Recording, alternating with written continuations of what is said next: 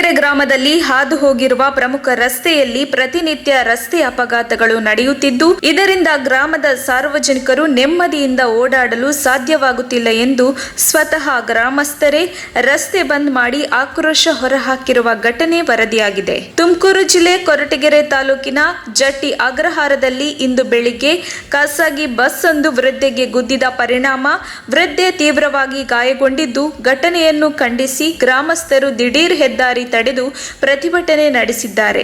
ಇನ್ನು ಗ್ರಾಮಸ್ಥರ ರಸ್ತೆ ತಡೆಯಿಂದ ಕಿಲೋಮೀಟರ್ ಗಟ್ಟಲೆ ರಸ್ತೆಯಲ್ಲಿ ವಾಹನಗಳು ನಿಂತಿದ್ದು, ಕೆಲ ಕಾಲ ವಾಹನ ಸವಾರರು ತೀವ್ರ ಪರದಾಡುವಂತಹ ಸ್ಥಿತಿ ನಿರ್ಮಾಣವಾಗಿದೆ.